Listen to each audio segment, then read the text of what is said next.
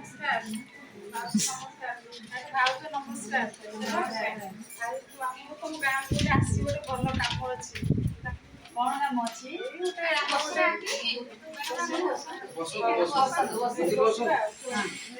ଆପଣ ମାନେ ବସନ୍ତୁ।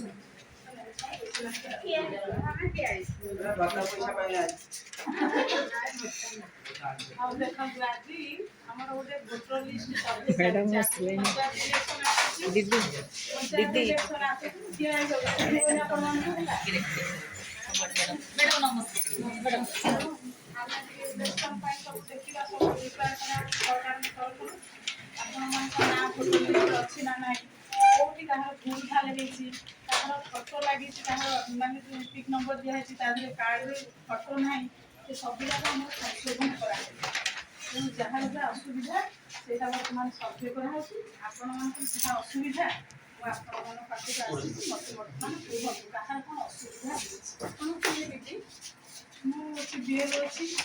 ମୋର ମୋର କ'ଣ ଦେଖନ୍ତୁ ମୋର ଭୋଟର ପରିଚୟ ପତ୍ର ଦିଆହେଇଛି ମୋତେ ଇଲେକ୍ସନ୍ କମିଶନ ପାଖରୁ ମୋତେ ଗୋଟେ ଦିଆହେଇଛି ଆଇ କାର୍ଡ଼। ଦେଖନ୍ତୁ ମୁଁ ଏଠି ଅଛି, ମୁଁ ବିଏଲ୍ ଅଛି ବୁଥ୍, ମୋ ବୁଥ୍ ନମ୍ବର ହେଉଛି 250। ଏଇ ବୁଥ୍ ନମ୍ବରରେ ବିଏଲ୍ ଅଛି। ତେଣୁ ଆପଣମାନଙ୍କର ଏଇ ବୁଥ୍ରେ ଯାହାର ଯାହା କିଛି ଅସୁବିଧା ଅଛି ମୋତେ ବର୍ତ୍ତମାନ କୁହନ୍ତୁ। ମୁଁ ପୁରା ଭୋଟର ଲିଷ୍ଟ କରି ମୋ ସାଙ୍ଗରେ ଆସିଛି ଆପଣମାନଙ୍କ।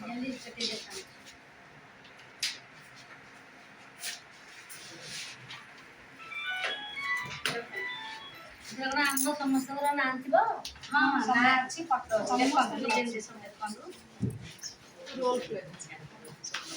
ଫଟୋ ନାହିଁ, ଫଟୋ ନାହିଁ।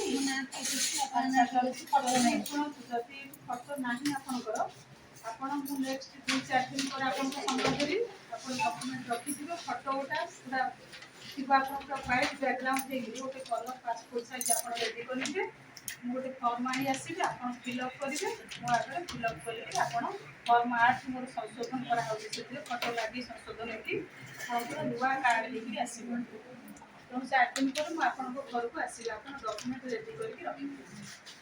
ମୋର ତ ଜମା ନାଁ ଗୋଟେ ନାହିଁ, ପୁରା କଟିଯାଇଛି। କେମିତି କଟିଗଲା? କେମିତି ଆଗରୁ ଥିଲା କାହିଁକି?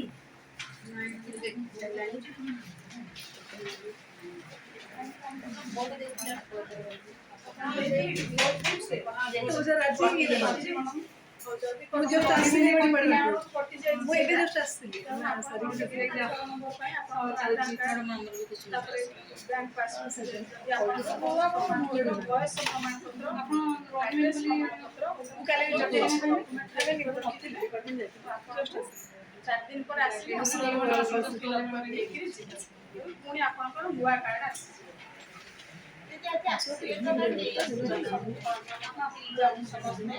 କିନ୍ତୁ ଯେ ମୁଁ ଏଠି ଗୋଟେ ସ୍କୁଲରେ ଟିକେ ବ୍ୟସ୍ତ ଥିଲି, ସ୍କୁଲ କାମ ସାରିକି ପୁଣି ଧରିକି ଆସିବି। ତ 4 ଦିନ ପରେ ନିଶ୍ଚୟ ଆସିବି। ମୋର ବି ନୂଆ ଆପ୍ଲାଏ କରିବାର ଥିଲା। କ'ଣ ଡକ୍ୟୁମେଣ୍ଟ ସବୁ ଦରକାର? ଡକ୍ୟୁମେଣ୍ଟ ଦରକାର ଆପଣଙ୍କର? ଆପଣ ତ ସେଇ ଗ୍ରାମର ବାସିନ୍ଦା। ନାଇଁ ମୁଁ ତ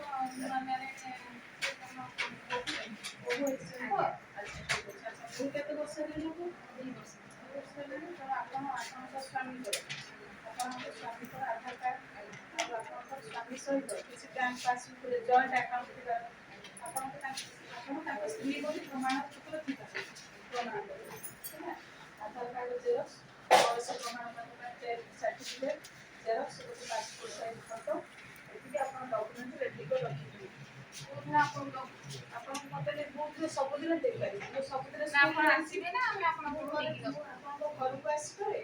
ଆପଣ ମୋତେ କଲ୍ କଲେ ଆପଣ ଘରକୁ ଆସିପାରେ, ନହେଲେ ନାହିଁ ମୋତେ ସ୍କୁଲରେ ମୁଁ ସବୁଦିନ ଅଛି। ସୋମବାରରୁ ଶନିବାର ପର୍ଯ୍ୟନ୍ତ ଆପଣ ସ୍କୁଲରେ ଯେକୌଣସି ସମୟରେ ନେଇକି ମୋତେ ଦେଇପାରିବେ। ଦିଦି ନମସ୍କାର। ଆଜ୍ଞା ମ୍ୟାଡ଼ାମ, ନମସ୍କାର। ମୋତେ ବର୍ତ୍ତମାନ 70 ବର୍ଷ ହେଲା। ମୋ ପୁଅ ବୋହୁ ମୋତେ ପଚାରୁନାହାନ୍ତି। ଆଉ 80 ବର୍ଷ ହେଲେ ତୁ କ'ଣ କହିଛନ୍ତି? କେମିତି ହବ 80 ବର୍ଷ? ଆପଣ ସିନା ସେଇଭଳିଆ ପ୍ରମାଣପତ୍ର ମୋତେ ଦେଲେ ମୁଁ କରିବି, କେମିତି ନହେଲେ ମୁଁ କରିପାରିବି? ଆପଣଙ୍କର ଭୋଟ ପରିଚୟ ପତ୍ର ଯୋଉ ଦିଆହେଇଛି ସେଥିରେ କ'ଣ 80 ବର୍ଷ ହେଇଗଲାଣି? 70 ବର୍ଷ ହେଇଛି। 80 ବର୍ଷ ପାଇଁ ମୁଁ ତ ସେମିତି ପ୍ରମାଣ ଦେଇପାରିବିନି ନା। ଆପଣ ଯଦି ସେଇଭଳିଆ କିଛି ପ୍ରମାଣପତ୍ର ମୋତେ ଦେବେ ହେଲା। ଆଧାର କାର୍ଡ଼ ତ ବର୍ତ୍ତମାନ କରାହେଉଛି, କିନ୍ତୁ ଆଧାର କାର୍ଡ଼ ଯେହେତୁ ଫର୍ଜରୀ କରୁଛନ୍ତି, ତେଣୁ ଆଧାର କାର୍ଡ଼ ବର୍ତ୍ତମାନ ନିଆ ହେଉନି। 70ରୁ 80 ବର୍ଷ, 10 ବର୍ଷ ଡିଫରେନ୍ସ। ତେଣୁ କେହି ହେଉଛି ପ୍ରକାର ପ୍ରମାଣ ରଖନ୍ତୁ ଆପଣଙ୍କର ଯଦି ଆଉ କିଛି ପ୍ରମାଣ ଅଛି ତାହେଲେ ମୁଁ କରିଦେବି। ତାହେଲେ ଆପଣଙ୍କର ଭୋଟ ପରିଚୟ ପତ୍ର ପାଇଁ ଆଉ କିଛି ଆବଶ୍ୟକ ହଉଛି? ନା ଏ ବର୍ଷ ଆମେ କରିଦେବୁ ବୋଲି ଜେଲରେ ପଶିବୁ। ଠିକ୍ ଅଛି ଆମେ ସେ ଏତେ 10 ବର୍ଷ ଡିଫରେନ୍ସ ଆମେ କରିଦେବୁ ଜେଲରେ ପଶିବୁ। ଠିକ୍ ଅଛି ଆପଣଙ୍କ ଚାକିରି ଆପଣ ଅଛନ୍ତି ତ ଭାରତର ଯେତିକି ନୀତି ନିୟମ କାନୁନ ଗୁଡ଼ାକ ଆମେ ମାନିବୁ। ଆଜ୍ଞା ମ୍ୟାଡ଼ାମ ମୋର ଏଇଥିରେ ତ ଫଟୋ ଅଛି କିନ୍ତୁ ମୋତେ ଏତିକି ଆଜି ପର୍ଯ୍ୟନ୍ତ ଭୋଟର କାର୍ଡ ମିଳିନି ନା କାହିଁ ତ କାହିଁ ମୁଁ ବହୁତ ଅସୁବିଧାରେ ପଡ଼ୁଛି କୋଉଠି ଦେଇପାରୁନି ଜେରକ୍ସ କରିକି। ନାଇଁ ମୋର ଏଇଥିରେ ନାଁ ଅଛି କିନ୍ତୁ ମୋତେ ମିଳିନି କାର୍ଡ। ମିଳିନି କେମିତି କଣ କରିବି କୋଉ ପୁଣି ଆପଣ ଦିଅନ୍ତୁ 8 ନମ୍ବର ଗୋଟେ ଫର୍ମ ଅଛି ସେଟା ଫିଲ୍ଅପ୍ କରାହେଉଛି ହେଲା। ଯେହେତୁ ନାଁଟା ଉଠି ଯାଇଛି ଆଉ ନୂଆ କରାହେବନି ତେଣୁ 8 ନମ୍ବର ଗୋଟେ ଫର୍ମ ଆମର ଅଛି ସେଥିରୁ ଗୋଟେ ଫଟୋ କିମ୍ବା ଆଉ ଯାହା ଦେଇକି ସେଟା କରିଦେଇକି କରିଦେଲେ ଆପଣଙ୍କ ପାଖକୁ ପୁଣି କାର୍ଡ ଆସିବ। ଆଜ୍ଞା।